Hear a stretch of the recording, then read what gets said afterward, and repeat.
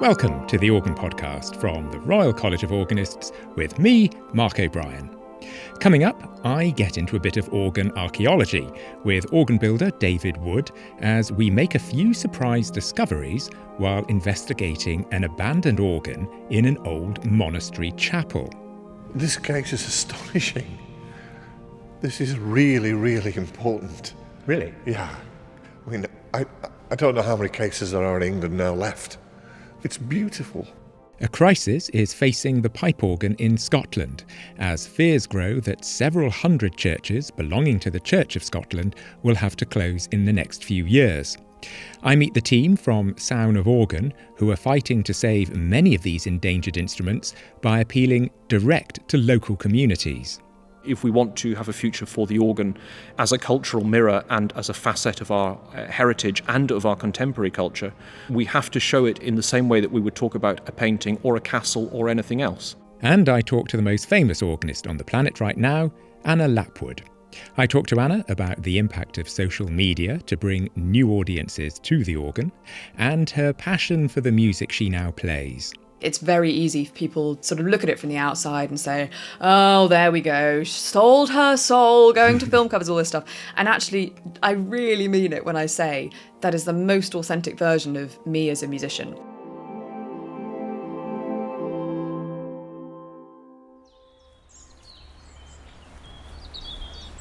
Well, right now, I'm standing outside a large red brick chapel in the middle of some quite lovely countryside in Rugeley in Staffordshire.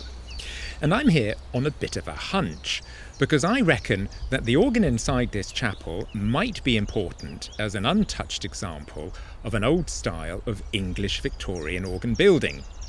Now, it's a 3-manual, 1866 Gray and Davison. But it's not as straightforward as that, because for some reason it's behind an organ case that was built for Eton College in 1700 by Father Smith. And for the best part of 160 years, this organ has been largely out of public sight, because it in fact started life just 250 yards away as a house organ in the very large Georgian mansion that's right behind me. This was the home of Josiah Spode, of the famous pottery dynasty. And after he died, the organ was moved from his house into this chapel in 1899 by William Hill, and then the whole place becomes a monastery, run by the Dominicans for nearly 100 years. Now, the monks have all gone, and since the 1990s, this estate has been run as a care home, who, quite understandably, don't really know what to do with a large Victorian chapel and an old pipe organ. So it's basically been locked up for the best part of 30 years and pretty much hidden away for well over a century before that. So I'm wondering, might this organ be some sort of lost relic from the Victorian past? Well, to find out, I've asked David Wood from the organ firm Woods of Huddersfield to come and have a look at this organ and basically tell me if it's any good or if I've just got a bit carried away. Well, David, I hope I haven't brought you here on a wild goose chase. I mean, this place is really impressive. You wouldn't expect it to be here. Completely abandoned. It hasn't been used for decades. Spectacular, isn't it? Oh, good Lord. I mean, This is amazing. You wouldn't expect this here in the middle of Rugeley countryside. But even you wouldn't expect this from standing outside a red brick church. And here inside we could be anywhere in Cambridge, Oxford. It is, I mean, hammer beam ceiling, large. I mean, I suspect you probably fit about 700 people in here. But this huge reredos behind the altar, dripping in gold and statues, very high windows. Look at the depth of the carving on the choir stalls. It really has been forgotten. Because when the Dominicans were here, this would be their private chapel. And why we're here, so on the right-hand side now, is the organ. So here we are. We know it's an 1866 Gray and Davison. The case, which is fascinating, is 1700, built by Father Smith originally in the chapel at Eton College. To me, it looks larger than something I would expect from Smith. This case is astonishing. This is really, really important. Really? Yeah. I mean, I don't know how many cases there are in England now left from Father Smith's time. There are scraps here, there and everywhere.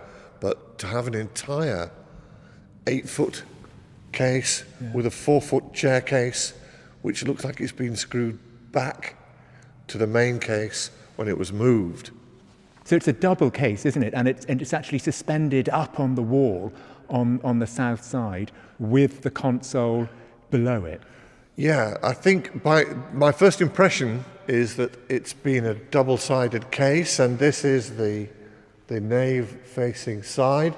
The cherubs are typical of Smith's work, and the very heavy tower caps. And it's large, though, isn't it? I mean, it's high. It's beautiful. It's beautiful. Why do you think Eton would have got rid of something like this? I mean, I haven't found out yet how it got here.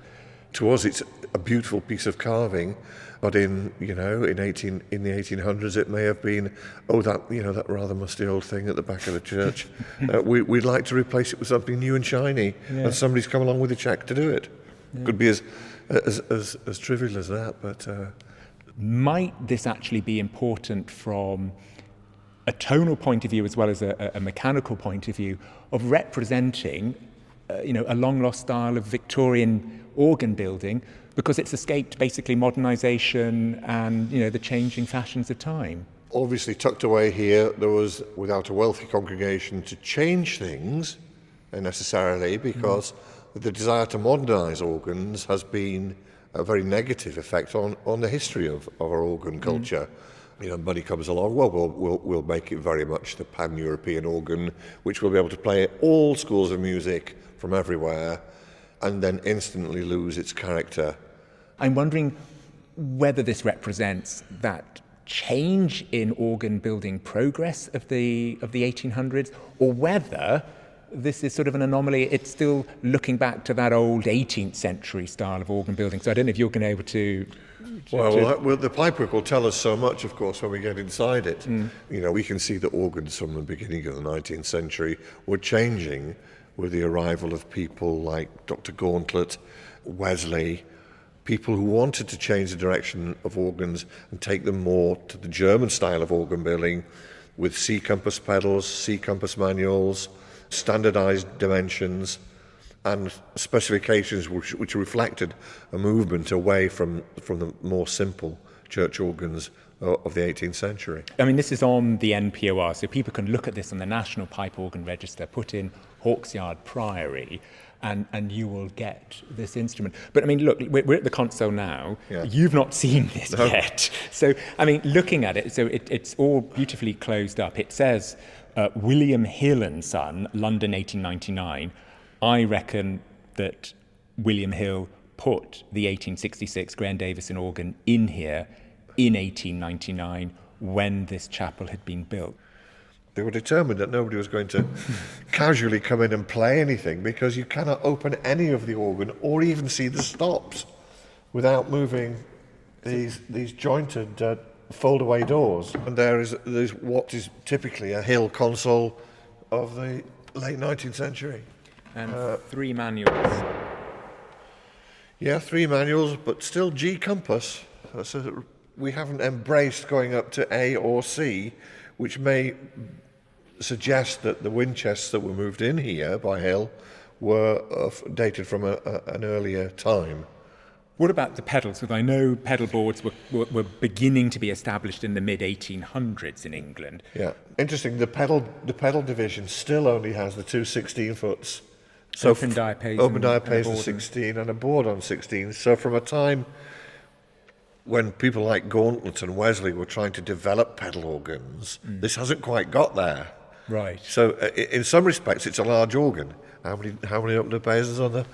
There are 3 opens on the grate, which for 1860, in a chapel like this, or even in the house where it was built, is going some, with the swell still a secondary division behind it, based on a board on, 1 open, strings, 8-foot flute, Principal 15th, no mixture, no upper work, cornopian and oboe. And we've got the choir here again with, 1, 2, 3, 4, 8-foots. Yeah, that's interesting, isn't Going it? up to a reed, a cremona. And a split stop for the stop diapason, treble and bass. That is interesting. Well, this is where it all can suddenly now go all completely wrong because we haven't switched it on yet. And I'm hoping because this has been neglected. Yeah. This hasn't been used. I think the last time anybody did anything to this, we'd be talking in decades. I'm going to just switch it on. Brace yourself. Oop. Oh, definitely on. Well, there's wind going on, that's for sure. Now, there's some leaks, obviously. Yeah, That's not surprising. So you're pulling out an open diapason on the Something grade. else is sticking on. Top diapason is partly on all the time. Right.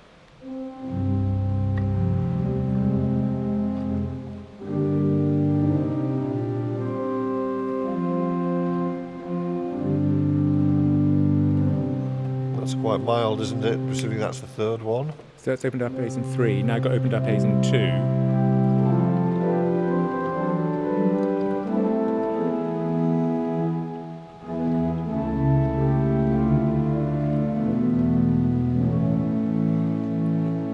That's a lovely sound.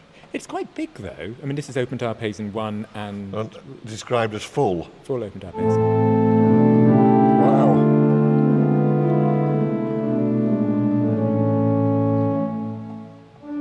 That's loud, isn't it?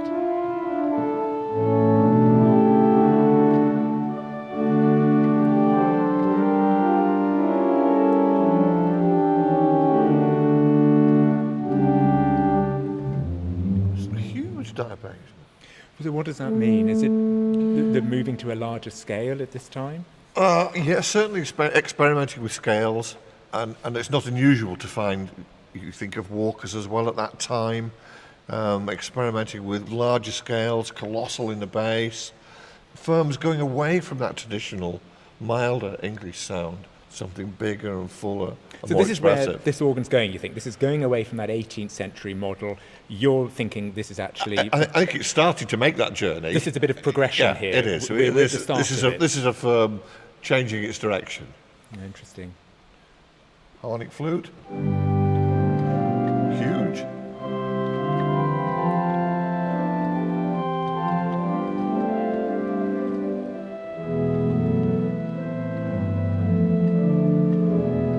We've got there's a trumpet here as well, isn't there?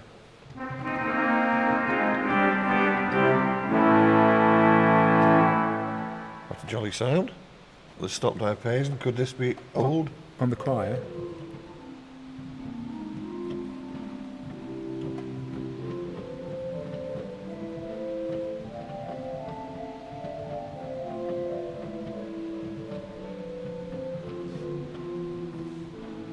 It's remarkably good for something that's been abandoned for, Yeah, for so long. yeah. That doesn't 4-foot work. flute doesn't work.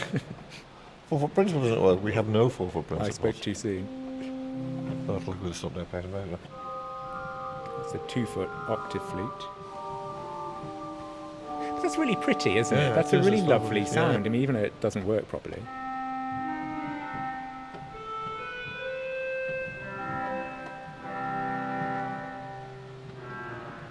Lovely sound. And the swell. I presume these things don't work. Oh, no, that's not working. Oh, there's that.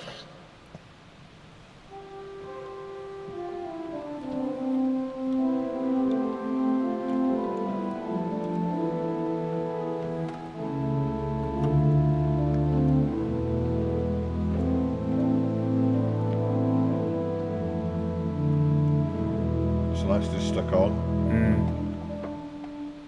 It sounds very well balanced. Yeah. I mean, it's a nice blend. I mean, am I right in that, or am I... Yeah, it's polite at the moment, Yeah. apart from this huge diapason. So On the grate. yeah, so tonally at the moment it isn't throwing up any huge surprises other than that, but it sounds at the moment like a mid-19th century English organ.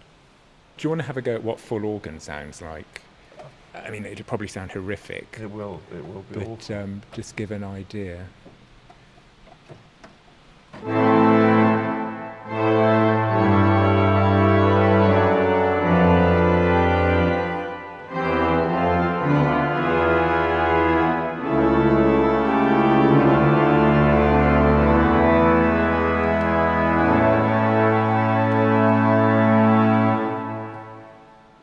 Well, it fills the space. It I fills the reckon. space. Yeah. It's mainly reed-driven because of the reeds of what's playing. There is, on the whole, a very nicely balanced, as you call, polite organ, but with a massive diapason chorus on the grate. I mean, we'll go up right now and have a look at the pipes. I mean, do you think there might be...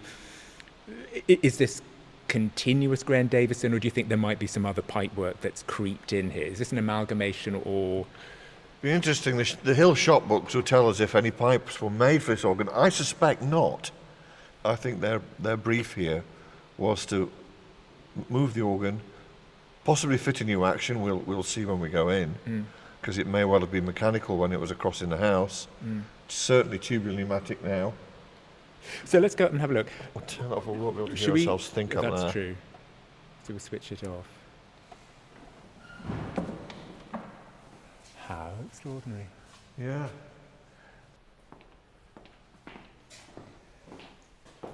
So you've got the monastic feel here of a very cobweb-ridden... spiders in here. Look at Yeah, that. these spiders have been here since the 19th century. Mind your head. But it's now I think we go... yes. So now we're into a very... Actually, it's quite narrow. Spiral staircase. Oh, more cobwebs. Oh no, this is awful. Have you got something I can just brush the cobwebs out before I walk up? Yeah. Let's go back down. Here's A broom! Right, let me... hang on, I can just brush the... touch of the Indiana Jones about this. Well, it is. These are industrial spiders. I mean, honestly. This is... oh, and there's no light either. Oh. Oh. Yikes. Oh, you've got a torch. If you... Let me just... God, I think William Hill was probably the last person to have come up here. I think they could be his spiders. Right, here we are. So, we're in the organ chamber. Okay. Now, that I can spot is interesting. Hand blowing apparatus. I bet we could still. So you're now lifting the handle to manually fill the bellows. Is that working? There's so much leaking out of it. Oh, that bellows is going up. Look. Oh, yes. The middle one. That's going up. Grief. And if I pull this one here, Yeah, so yeah. you'd have two people, Yeah. quite A heavy. minimum of two, actually. Yeah, fit people as well. Yeah. But is that odd, having these hand bellows still here? No, it's just what we said earlier. There was. Just keep it. It wasn't rebuilt, so they stayed here. Gosh. So my theory that this is an untouched, a survivor of a period, is that looking more likely? Is this a It is wild... indeed. Oh, really? Well, look at the scale of those pedal opens. It is colossal. And huge mouth. look at the low cut up. Very, very low cut up. on So what those does that pipes. mean, the low the, cut the mouth height from the cap Yeah. is less than a quarter. There. That's extremely low. What does that which mean? suggests that it was on a lower pressure, Ah. which gives more credence to our thought that maybe it was on mechanical action before. But there's certainly the layout. There's plenty of room here. It's nice, isn't it? Yeah. Yeah. It's a big room. I It's mean, a huge organ chamber. it's self-complete. with enough room at the back. I mean, there's 10 feet from the back wall to the pedal open. Let me get further up. way further on. Yeah. Oops, mind the Borden. There's some very old pipes here. How can you tell? Well, look at these pipes here. This is the 8-foot diapason from the choir organ. Here's the choir organ. Right. This diapason is ancient stop diapason. Really? You can see how it's been mitered at some time. It's been cut and kept right down inside a smaller case. Perhaps a chair case, like all the... Right. And so when you say old, I mean, is this a Gray and Davison bespoke built pipe, or are you thinking they have taken this from an older organ? I Really? think that's older. or could be contemporary Yes, of well, Smith? I've just made a phone call to Dr. John Rowntree, who is one of this country's leading authorities on the work of Bernard Smith. And he told me to look out for a rank which he suspects predates Bernard Smith. Now, I find that difficult to believe because we're talking an instrument that would have survived the Civil War, really? I mean, we're going back to 1650s, 1640s, maybe 1630s? Well, there was no organ building immediately following the Civil War, was there? No. Until you come to the era of Smith. But that's not to say that pipes didn't survive from that time. So this would be contemporary of Dallon? Thomas Dallon, perhaps? Loosemore? Who knows? I mean, we're stretching it here, do you Yeah, think? we are. This is conjecture. But, I mean, it's possible, though. Yeah. What is beyond doubt that there are some very old pipes, very old indeed. Wow. You can see that the age of the wind chest, the soundboard here, this is definitely hill. They look like cedar faceboards, and then there's the grid. But on top of that grid are very old oak upperboards. Certainly all of the pneumatics is all by William Hill. There is nothing here which is great. So this is original 120-year-old pneumatic action. This is, yeah. Whether it's the leather looks in remarkably good condition, doesn't it? Where the clean air of Rugeley Yes, where we are in the been country. kind. Oh, That's significant, I suppose. You know, Not an industrial town. rural with air. silt. Look at can you see the leather? But these, going back to these wooden diapason pipes you're looking, there's no way these, I mean, is there any way of telling, you've just taken one out, is there any way of telling where that would That come is a very, very old pipe. Look at it. The oak caps, very, very fine. You can hear that the chiff in it, but it's a very low cut up again. The wood is very fine. It's very light looking. I mean, it's not heavy like balsa wood. Whoever made that almost. pipe had a very, very sharp plane as well. It's beautiful where it's gone through. Good grief. And an oak cap that has seen. This has been around for a long, long time. The Dulciana looks like hill to me, and then there's a 4-foot principal and a 4-foot flute. The 4-foot flute looks equally ancient. But then you wonder whether they came with the case in that case. Well, the you can Smith see case. that. Can you see all this conveying So these are the metal tubes. from the wind chest? This is just the wind being taken from the chest to the pipes in the facade. Oh, so the facade is fully speaking. All of it. Look. Oh, no way. Yeah. So all the of it. Smith pipes at the front. Picture's been altered, but I think they may well be original pipes. But that's exciting. I didn't expect that, actually. Yeah, that's fascinating. I mean, Look at the woodwork of the case, how these tenons are brought through and then wedges put in. It's wooden wedges. There's no nails here, really, is it? To wedge the case back. I need to put this pipe back on it. I don't want it to fall off. I mean, so far, you're really excited by what you've seen. Yeah, well, this is... You laugh about Indiana Jones, but this is organ archaeology. Really? Yeah. I think we'll go around the other side and have a look at the... Well, let me get out. Hang on, squeeze past the pedal boardings. So what have we got over there? That's interesting. There are two chests.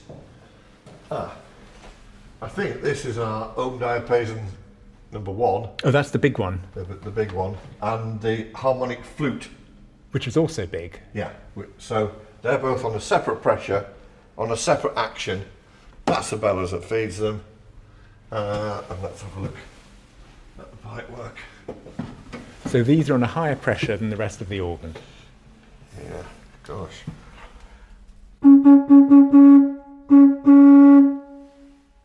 Yeah, Like a boat coming in. That's actually what we call the tubs of the flute, of the bases of the harmonic flute, if you'd like. The oak diapason is in the front here. That's really interesting. The tip hole is wide open, absolutely wide open.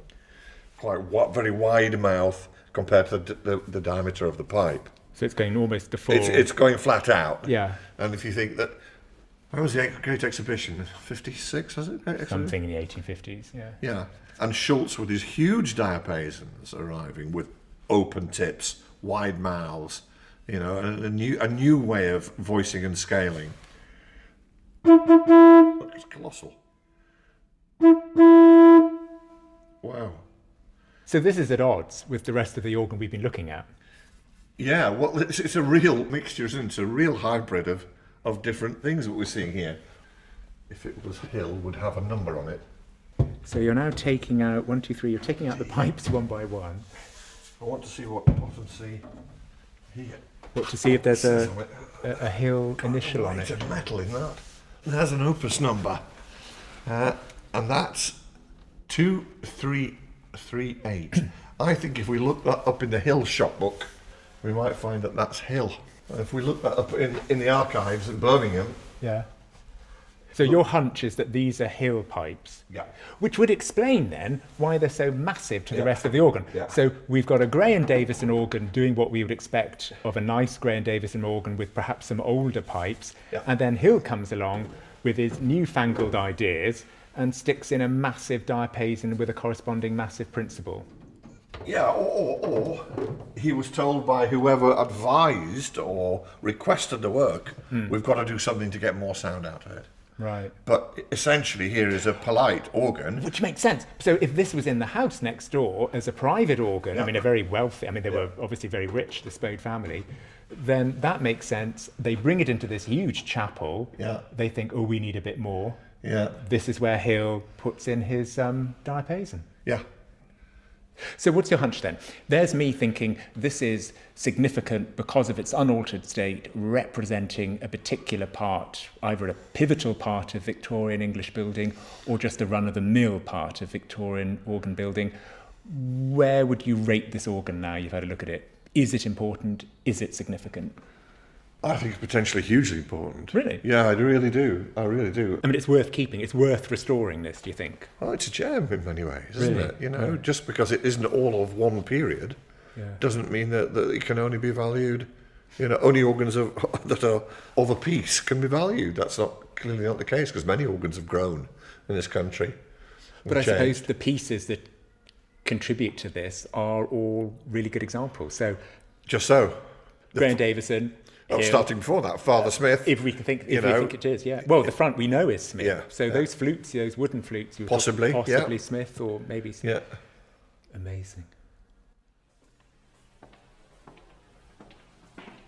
So coming back down, we're now back in the chapel. As we were saying at the beginning, this has been neglected. I mean, this is on its own. This chapel isn't used. The organ isn't used. It's a care home. Yeah. It's a real hidden gem Yeah. that is in need of serious restoration and somehow bringing back to life. Yeah. But you're really pleased you came. Oh, delighted. This hasn't Yeah. been a wasted trip from No, Huddersfield. no. I travel the country looking at organs, and not all of them I see are as intriguing. There's very, very few. Some are very ordinary. The occasional one is uplifting, but this is an absolute gem. Oh, I'm really pleased. Absolute gem. Well, David Wood, thank you so much indeed. Great pleasure. Thank you for letting me see it.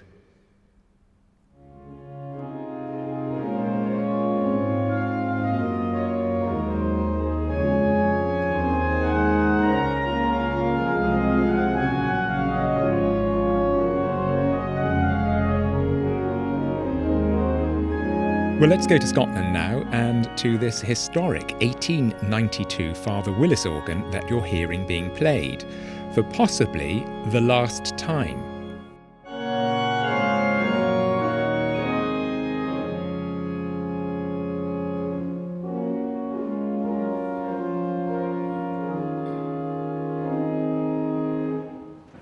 I'm at St Columba's Church in Largs, which is about an hour's drive west of Glasgow, at an event organised by Sowne of Organe.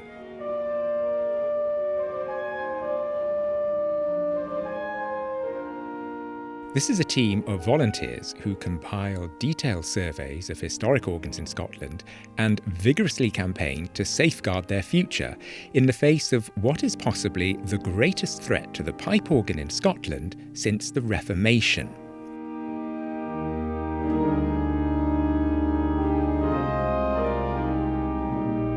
The church we're in right now was closed last year by the Church of Scotland, meaning the future of this Willis organ, that's been here for 132 years, is looking very uncertain. And it's not alone. An estimated 400 to 600 churches are at risk of closing right across Scotland in the coming years. The event Sowne of Organe are holding today has attracted well over 200 people who have come here not just to listen to the organ, but to learn about its significance as part of their town's history and cultural heritage. And for Chris Bragg, project leader of Sowne of Organe, this is crucial in the attempt at saving pipe organs. What we've attempted to do today is to put this organ firmly in a broader context, not just a musical context, but actually in a cultural context. And through doing that, of course, what we want to do is empower people to advocate for the organ on the ground. We're scattered all over Scotland, but we've reached a lot of people today. We had more than 200 people in the church, and they're all going to go away and tell their friends and tell their stories about what they experienced here today, and the fact that this organ is endangered, the fact that we don't know what's going to happen to it in the future, and that actually the more people keeping their eye on the situation, then the better chance the organ has of survival going forward. And you're also hoping to do this at a political level with the people that you've had here today. Yes, I mean, we put together a guest list, including local politicians and the local provost, for instance. So we were delighted to have both the MP, the MSP, and the provost here today, and the Deputy Lord Lieutenant. So it's astonishing that a story about an organ should actually touch those people to the extent that they wanted to give up the most beautiful weather of the year so far in Largs this afternoon and come and hear about the story and the challenge facing this instrument. Is that something you think you're doing as a group that campaigned to preserve organs, that really it has to be more than just a kit of parts, a load of pipes and bellows, a case? You have to operate at a community level. You have to engage perhaps with attitudes of people around here. I think so. And I think that way of thinking about an organ as an example of a broader cultural heritage is actually fairly common elsewhere in Europe. I think if you look at France or Germany, or certainly the Netherlands, there are lots of people who don't really know anything about the organ, but they'll know who made the famous organ in their town. I mentioned in my presentation this afternoon the extent to which, for example, the German organs of Friedrich Ladegast are, how they are considered in Germany. There's a Friedrich Ladegast museum in Weissenfels where he came from. And that's not because there are lots of people in Sachsen-Anhalt who are interested in historic organs. It's just because Friedrich Ladegast is considered an important part of their cultural history. And that's my vision for what we try to do with Sowne of Organe, is not to necessarily get lots of people excited about the organ specifically or organ music, but actually to start to see the organs and the historic organs in their churches as part of their cultural heritage more generally. What is the scale that you are facing here in Scotland in terms of rescuing organs? Right now, in endangered Church of Scotland churches alone, we're looking at about 160 redundant organs. Of course, not all of those organs are worth saving. Many, however, are just very good mechanical action instruments of maybe 12, 15 stops by builders such as Wadsworth, for instance. There are many Wadsworth organs in the north and northeast of Scotland. So not necessarily the more famous builders, but very worthwhile, valuable organs that have served perfectly well for 120, 130 years, could easily serve another 120, 130 years or even more. Really, it's the realities of economics. If a church doesn't have people coming to it anymore, it can't afford the building. How are you going to actually make a difference regardless of the historical significance of an instrument inside it? I think there are a number of things we can do. One of the things that we need to work together to achieve is to raise awareness of where valuable organs are redundant and available. So at the moment, there are European organ builders who specialise actually in just importing British organs. I mentioned in my presentation today Fokke Veenstra in Groningen, that's all he does is import British organs. But the way that he discovers those organs at the moment is pretty haphazard. He has his contacts and he sends emails to myself or to others, say, I've got this church, I need a new build church, we need an organ of this size, do you know of anything? And what I would really like to achieve is that we have a portal that people can simply visit and where all the information of the organs with dimensions and current condition. But we're talking organs leaving the UK or organs leaving Scotland. Isn't that a bit tragic? Of course it's tragic, but it's better that than them being destroyed altogether. I mean, look, this organ here today in Largs, this organ has been in Largs for 132 years. It's designed for that space that you and I are looking at now. The organ should stay here. The organ belongs here. It's part of the soundscape of this town. We don't know what's going to happen to this building. That might not be a realistic ambition. If it's not a realistic ambition, we have to try to ensure that the organ is preserved tonally and technically intact. It would be wonderful if that could happen in Scotland. It would be wonderful it could happen in the UK. But if that's really impossible, I'd much rather that the organ went to the Netherlands or to Norway, preserved intact, than it ends up in a skip or rebuilt with an electric action, for instance, or some tonal change made to it. That would be a real shame. The numbers you're giving here, is there a crisis going on in Scotland Yes, as regards the undoubtedly. pipe organ? Really? Absolutely, there's no doubt about that. Why do you think Scotland, is Scotland more susceptible than this, than England or other parts of the UK? I suspect that in England the situation is about to get a lot worse. The reason we have the scale of the crisis that we have in Scotland at the moment is the sheer number of churches that the Church of Scotland have decided to close at one time, to say it like that, which I think is about 400 churches, something like that. That's huge. It's unbelievable. But also, until now, we have struggled to make any headway with them in terms of anticipating the heritage problem. So it's not just organs. In this church, there's stained glass in churches all over the place. There are all kinds of heritage items which, one way or another, should be conserved for future generations. If they can't be conserved within the church, then there need to be other means found of conserving those things. We're delighted with the progress that was made at the General Assembly of the Church of Scotland 10 days ago, which now requires in those two motions that were adopted by the General Assembly, on the one hand for the General Trustees to consult much further with heritage advisory bodies, and on the other to consider urgently how we make redundant organs known and available to interested parties elsewhere. Because, of course, one of the problems is there is no legal protection, unlike a building, no matter the level of the antiquity of an instrument inside. I assume I'm right in thinking there is no mechanism of protection. It's extraordinary. We're the only country in Europe that doesn't have a mechanism of protection. I showed in my presentation today examples of organs that have had to remain in churches in the Netherlands, which are now dentist surgeries, bookshops, hotels, even a gym. The organs are still subject to the government-appointed inspector and advisor, and they have to be looked after in a certain way. But versions of this story exist all over Europe. There's nowhere that I'm aware of in Europe where there are no statutory protections whatsoever. In Australia, the system for protecting historic organs is exactly the same as for protecting any other heritage site. It's called the Borough Charter. And the Borough Charter applies equally to organs. So it's much harder in Australia to change an organ, which very often is a 19th century English organ, of course, than it is here. Historically, though, has Scotland had a different relationship with its organs than, say, England? I think so. The organ, of course, was thrown out of the church in Scotland at the time of the Reformation. There's a very interesting parallel, I always think, with the Netherlands. In the Netherlands, the Council of Dordrecht also recommended that the organs should all be thrown out of the churches at the time of the Reformation. But the organs didn't belong to the church, they belonged to the city. And the city fathers in each case said, well, we've invested all this money in a fabulous organ, we're not going to destroy it. In Scotland, the organ was banned from the established church right up until the General Assembly of 1864.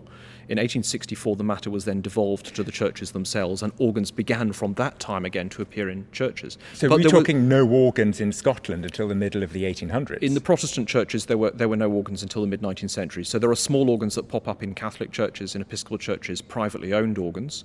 But the organ wasn't allowed in Protestant worship until the first instance was in Anderston in 1865. And is the liturgical use of them similar to what we would have in the rest of the UK? Well, the thing about the Presbyterian Church, of course, is that although at the time that organs were introduced, there was also a great growth in choral singing. The primary job of an organ in a Presbyterian church traditionally was to accompany congregational singing. And in Scotland, that meant, of course, primarily the metrical psalm, for instance. The singing of the metrical psalms in Protestant churches in Scotland has died out more or less in my lifetime, and I'm only 43.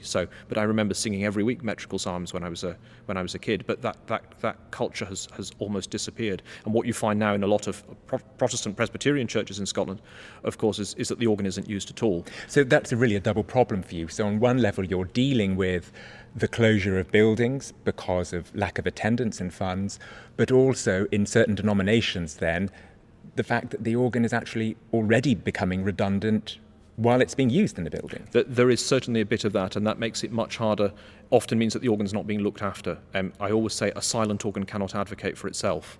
It's so important that organs are kept in playable condition so that they can actually tell their own story. And that's what we did this afternoon. This organ, thankfully, has remained in good condition, and it was able to advocate for itself very eloquently, I have to say.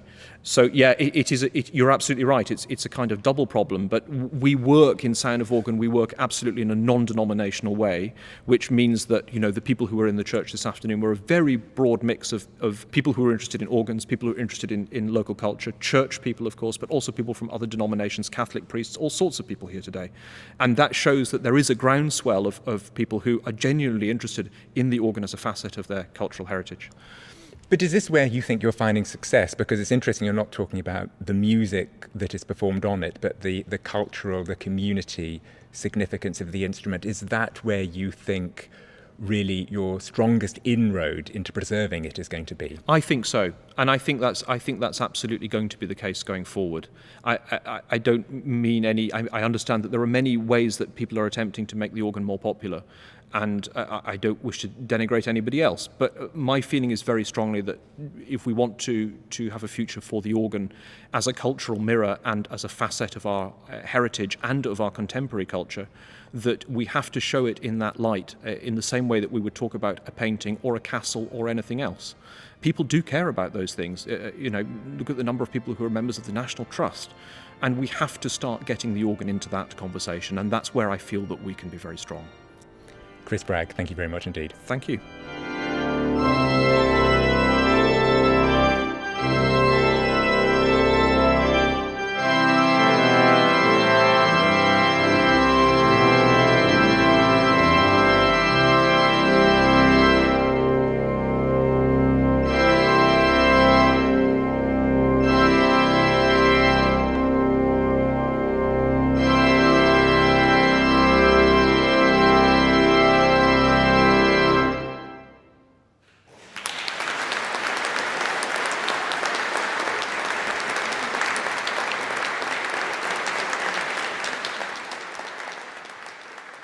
Anna Lapwood probably doesn't need much of an introduction. Since uploading a TikTok video of herself playing the organ at a bonobo concert at the Royal Albert Hall back in 2022, she has introduced literally millions of people all over the world to the organ. In addition to that, she's also Director of Music at Pembroke College in Cambridge, a job she got when she was only 21, which made her the youngest Director of Music at any Oxford or Cambridge university. So I think it's fair to say you've had quite an extraordinary couple of years. MBE on its way, record deals with Sony, selling out Walt Disney Concert Hall, Los Angeles. Are you keeping up with all of this? I feel like I am just taking everything as it comes and pinching myself on a daily basis. I can't quite believe how much it's kind of blown up in the last couple of years. I certainly never expected any of it. But I think what I love about everything that's happened is that it's a chance to share my love of the organ and all of these things that I'm discovering along the way. It's a chance to share that with such a wide audience of people from so many different backgrounds, many of whom have never thought of going to an organ concert or even a classical concert. And so, yeah, I pinching myself, but also feel like right place, right time at the moment. I have heard you recently saying that, to begin with, you hated the organ, which would be difficult to believe. Yeah. What has turned that around? Well, I think partly that was me being a bit of a teenager. So the reason that has come up is basically when I was about, I think, 14 maybe. I was set on being a harpist. I was a first study harpist at the Junior Royal Academy, principal of MYO. So I was sort of playing the harp to quite a high level and decided that was what I was going to do for my career. And then my mum turned around and said, "Have you ever thought of trying the organ?" And I was sort of trying to focus my music a little bit at that stage, having loved taking up every single instrument I could as a kid. And so I was like, "Oh, don't be ridiculous, Mum." And I said, "Oh, I hate the organ, it's a stupid instrument." And so I think part of that came from a desire to focus as opposed to actually being about the organ. But I think part of it came from having spent a lot of time in churches growing up. My dad was a priest, and the organ was always something I heard, but never something I saw being played. So the organ was up in the gallery, the organist was always hidden. So I'd heard this sound coming down, but had never really understood it or felt like I could relate to it, despite loving music, because I couldn't see the player. But now I sort of think, oh, I was so naive. And now it's an instrument that I love, but I sense that can be a barrier for other people as well. But is the repertoire part of that for you? Because in a sense, you have very quickly aligned yourself to film covers, a particular type of transcriptions. I'm wondering, actually, from your point of view, is that making the organ more enjoyable for you as Anna Lapwood before we get to an audience? 100%. And I think it's really interesting. I think it's very easy for people to sort of look at it from the outside and say, oh, there we go, sold her soul, going to film covers, all this stuff. And actually, I really mean it when I say that is the most authentic version of me as a musician. So when I was a kid, my favourite thing was listening to film music and then going to the piano and sitting down and working out how to play it. And it's almost like how I listened to all music, but particularly film music. And I used to write all sorts of covers of things all the way through school. And then I went to university and was sort of told, oh, film music, no. I mean, I wanted to be a film composer. That was my goal career for a very long time. Now, why didn't you? Because looking at what you do, that could have been something you could have excelled at very easily. At university, I heard a lot of the narrative that, that's not a good thing to do. It's not proper music, all of that, which I totally disagree with now. But at that time, I was not kind of well developed enough in my own thoughts to disagree. And so I stopped composition and I moved away from all of that, didn't touch film music for a while. And it's only more recently that I've kind of come back to it. And what I found really interesting is that before I started writing film covers, I would say I mostly enjoyed playing the organ. I hated performing in public on the organ, despite having always loved performing on the harp, but hated performing in public on the organ and kind of had an okay relationship with the instrument. But since I started writing the film covers, I feel like I've absolutely fallen in love with the instrument in a different way. I mean, why did you carry on going? Because before, TikTok and the Albert Hall, you were quite visible. You were doing stuff for the Royal College of Organists. I mean, there's one of your videos up there about how to take your FRCO or something. It's got hundreds of thousands of... But in that case, why were you doing all of that? It's a good question. I think there can be this thing of thinking, okay, I'm on a path. I've got to keep going because I didn't do all that work for nothing, even if it's not feeling quite right at the time. And I think it's something that I try and talk about quite honestly, the fact that our relationship with performing in public in particular is not a linear thing at all. Because I think people can assume that you start off life perhaps being nervous about performing in public, and then the more you do it, the easier it gets. And actually, I think it can be the reverse. I think the more you do it and the more high profile you get, the higher the stakes are and the more terrifying it can become. And now actually I feel like I've swung back in the other direction again, where I love it now. And I don't really, I sometimes get a little bit nervous, but it's a very different experience. And so I think I was sort of aware that I wasn't enjoying it as much as I thought I should be, but I hoped that if I persevered, I would figure out how to enjoy it again. And for me, that was film music. And is that part of your appeal, you think, to the audience? I mean, what do you think you're doing that has made you so successful? I think introducing people to the instrument via music they know from other bits of life is definitely a big part of it. I mean, the number of people who come to my concerts and are shouting out, "How to Train Your Dragon, please play!" Like, that is such a lovely thing.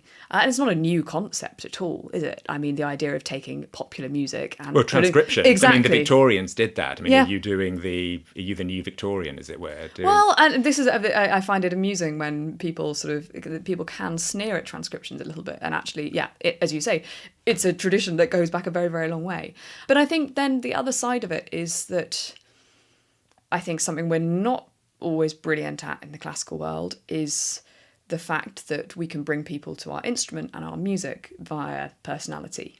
And I think that's something we can be a little bit embarrassed about. And it's like, oh, no, the music has to be the focus. And if you're using personality, that's detracting from the music. And my argument is actually your personality can enhance the music and bring it to life in a different way for a different audience. In the same way, if we look at the pop world, if people are going to a Taylor Swift concert, they are fully invested in Taylor Swift the person and will listen to whatever she plays. They don't go and say, now I really hope I get this list of... They go because they are interested in her and what she has to say. And I think that is an idea that surely we can learn from. And so a lot of what I'm trying to do on social media is being myself, just trying to be as authentic as I can, share why I love the instrument, and hope that that's enough. So people are coming to see, which is fair enough. I mean, any, famous performer on whatever instrument, people tend to go, you want to go and hear Anne-Sophie Mutter on the violin, you'll hear John Leal. So that's really, you're creating your brand, as it were, and then hopefully through that, they get to the organ. But I think it also raises an interesting thing when you think about programmes. This is one of my little bugbears, is often you'll be asked to submit a programme 2 years before, or maybe a year before. You've never played the instrument. You don't know what you're going to be playing a year from now. You don't know what you're going to be excited about a year from now. And I often will try and sort of say, can I put a couple of composers down and then decide the rest once I've actually had a chance to play the instrument and get used to what it feels like in that space?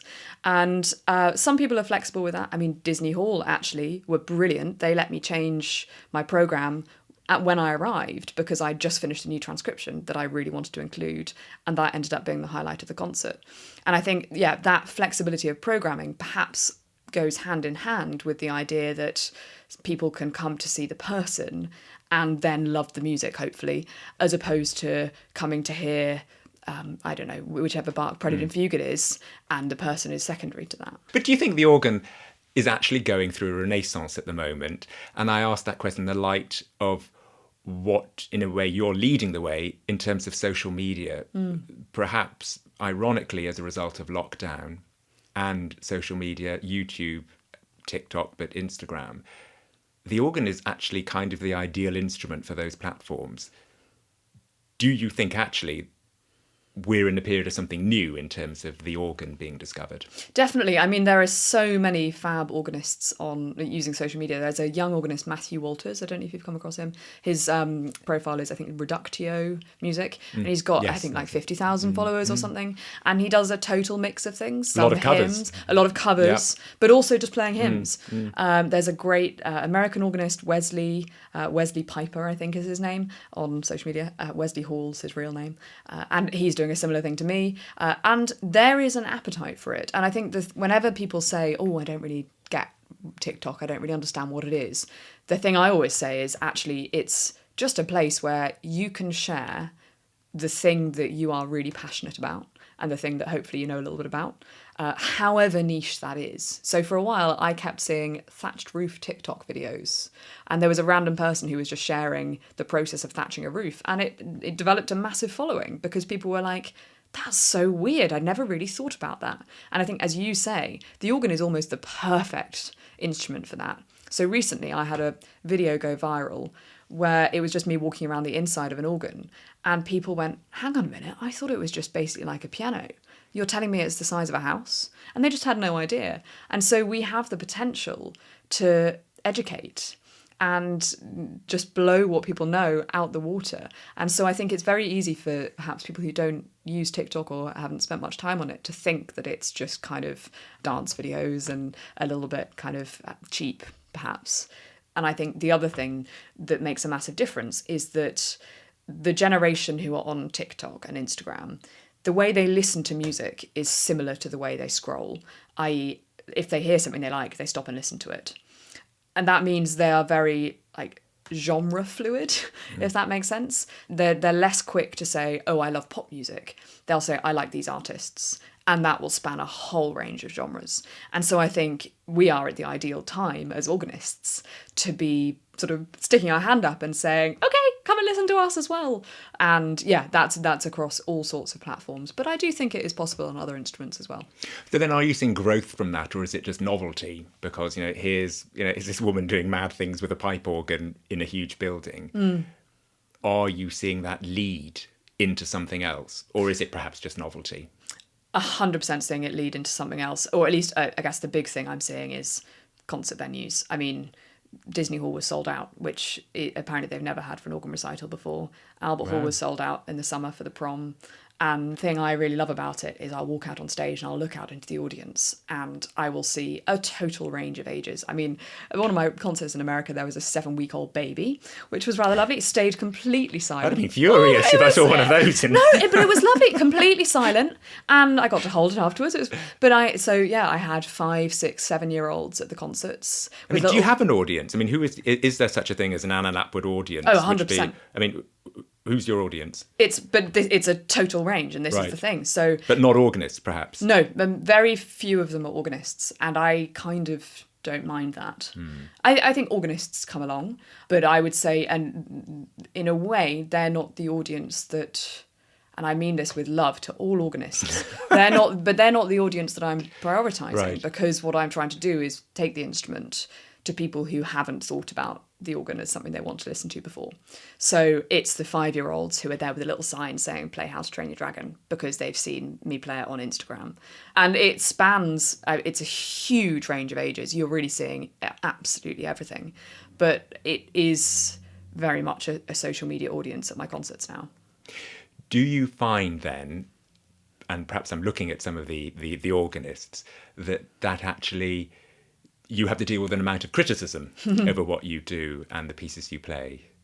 Yeah, 100%. And is there a lot? I mean, are you aware of a lot? Yeah, I think my manager filters out quite a lot of it. Like any emails, she filters them. She'll keep an eye on it, and she will feed it back if she thinks it needs feeding back. But it's hard because I think playing this film music, the criticism definitely increased from certain quarters. I mean, what sort? I mean, there's a lot of why can't you play real organ music and all of that kind of thing, which I totally understand. I mean, I do play real organ music. My recent America tour, part of the point of the programme was putting The Hunchback of Notre Dame next to Britain 4C Interludes, admittedly not organ music, but then putting Da Vinci Code next to Duruflé's Anna. And talking about the similarities between those pieces. And I think that can be a really powerful thing. But I think also everyone working as a musician has the right to decide what they play, because ultimately we're the ones who have decided to do this as our job. We're the ones who are spending hours practicing and all this. And I hope that I would never judge someone else on the repertoire they choose to spend their life playing. I mean, are people jealous, perhaps, of the level of your success so quickly, so young, with music that isn't associated with that instrument? I prefer to. I don't know.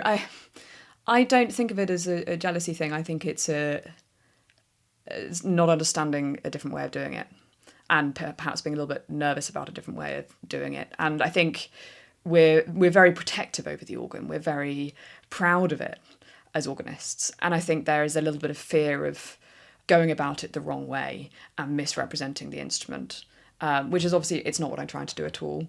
But does it worry you? I mean, do you get upset by it?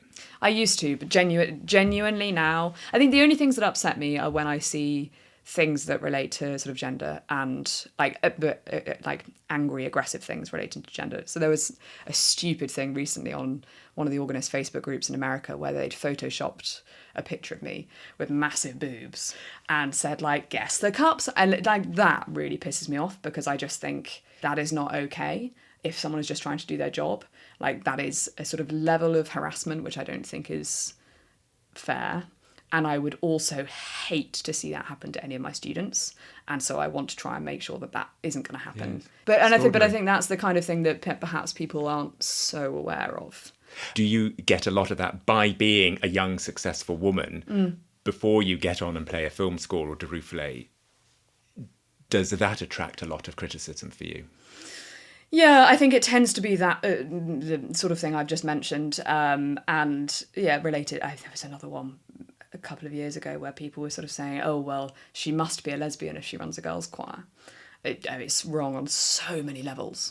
And I just think that is not the kind of comment that anyone should be making. And we want to all be ambassadors for the organ world, right? So that just put that to one side and just don't say stuff like that. It's just not fair. It's not kind. So that kind of thing gets to me. But the stuff about the repertoire, people are allowed to have their opinion. I think as long as they're polite about it. I get a bit sad when people are kind of really rude But that doesn't tend to come directly to me, luckily.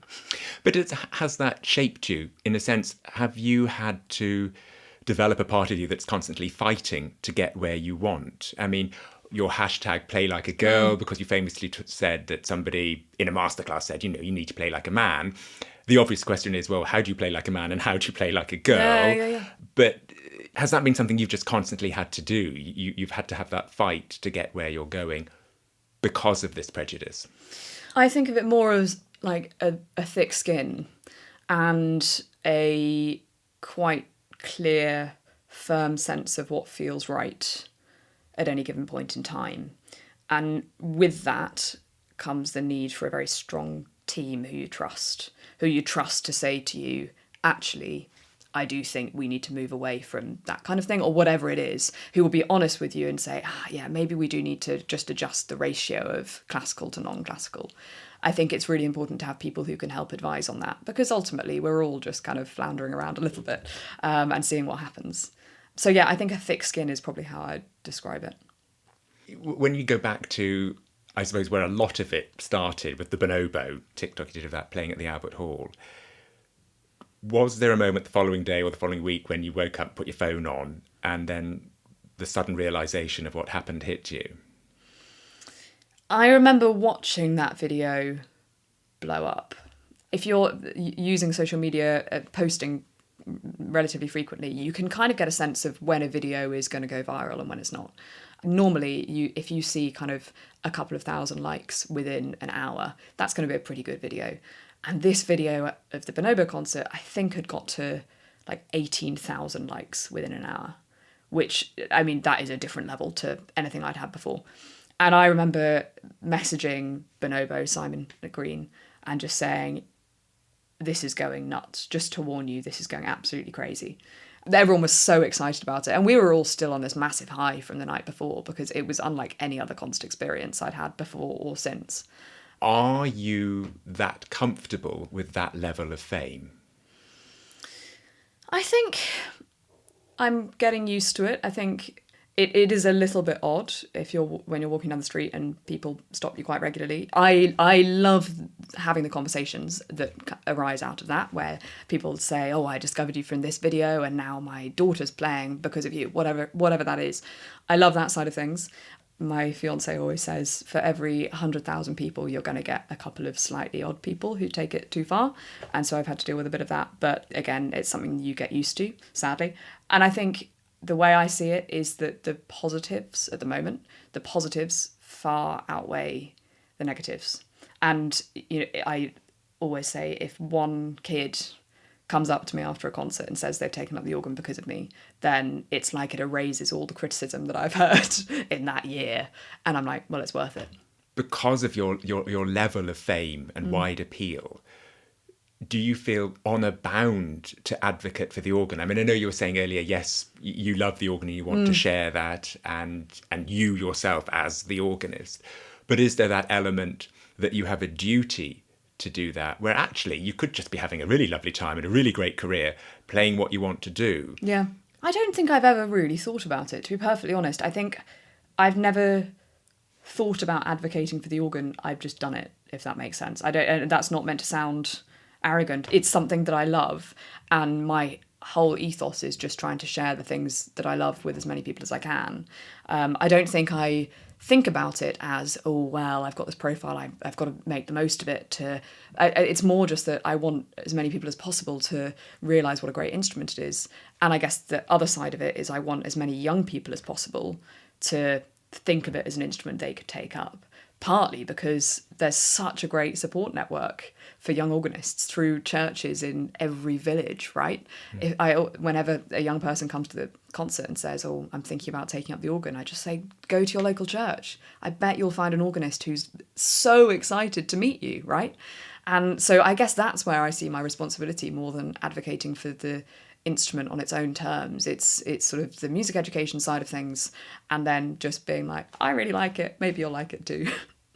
Well, I suppose the thing you like is here. I wonder, perhaps here at Pembroke College, your role as director of music at the chapel here, that really keeps your feet on the ground. Is that your home musically, really?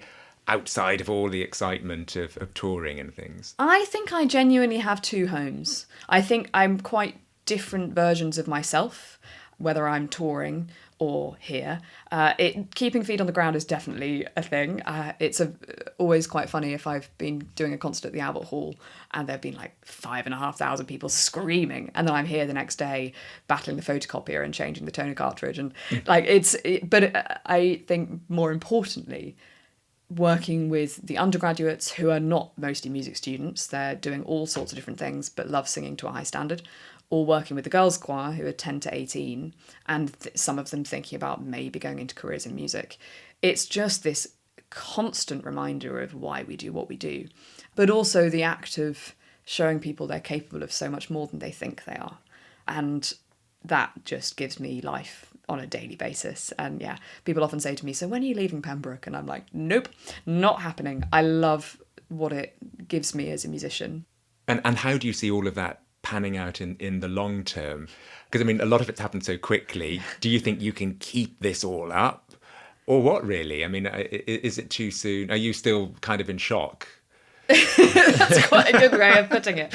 I don't know. I know at some point I am going to need to slow down a little bit because I am living life at a very fast pace at the moment. I know, like, the overnight rehearsals in the middle of a working week where you just lose a night of sleep. I know that is not a sustainable thing.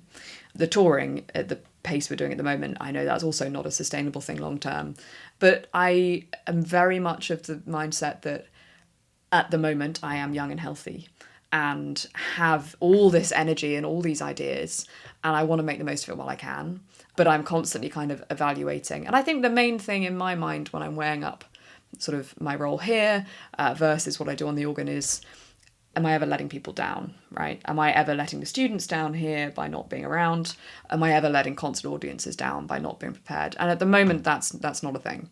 If that started to become an issue, I think that's the moment I would probably reevaluate. But yeah, at the moment, we're just going to keep going, and caffeine is a wonderful thing. Anna Lapwood, thank you very much indeed. Thank you. Well, that's all for now. Next time, I talk to Wayne Marshall about jazz, Gershwin, and his particular style of playing the organ. And 3 years on from its major reconstruction, Robert Sharp gives me a tour of the sounds of the organ at York Minster. So until then, from me, Mark O'Brien, goodbye.